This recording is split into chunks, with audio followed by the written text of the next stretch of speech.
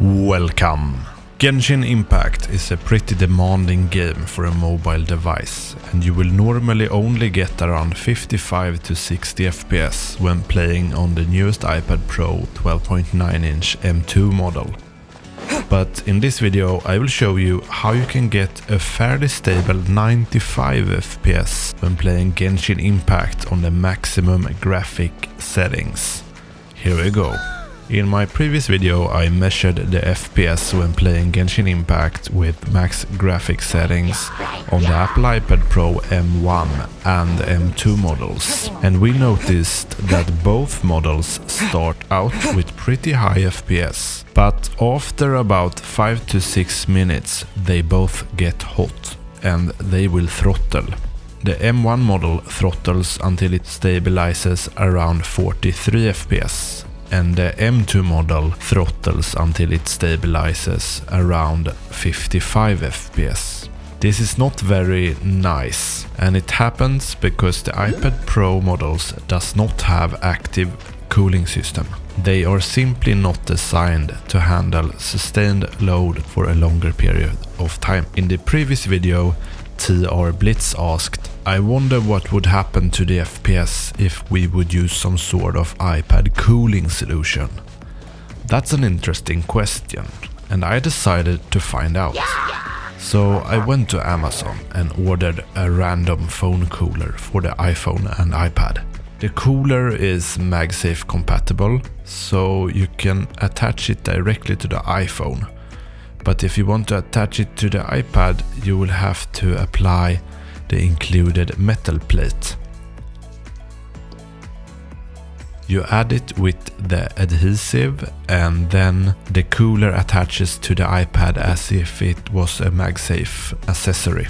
This particular cooler is made by some Chinese manufacturer. The cooling technology is a normal heatsink. The Magsafe works as expected, but it's not really ultra quiet as stated on the box.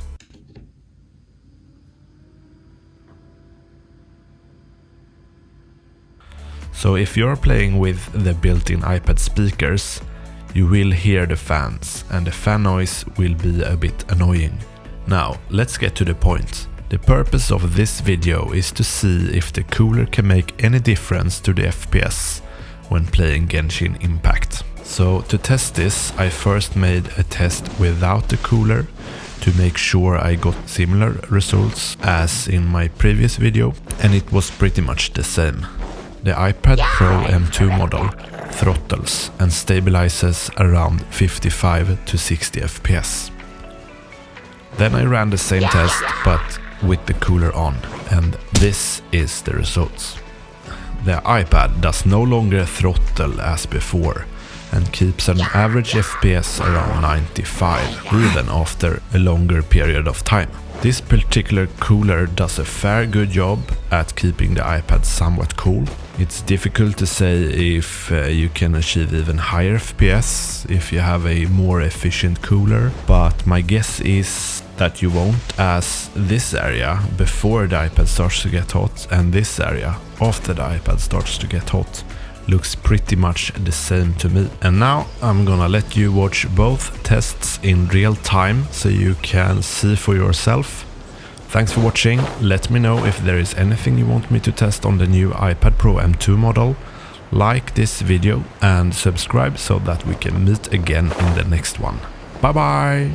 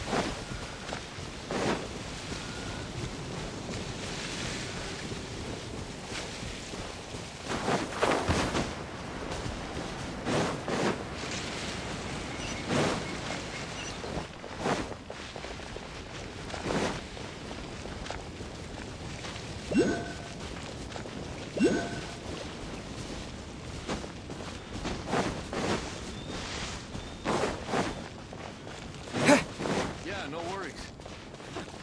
I'm not picky.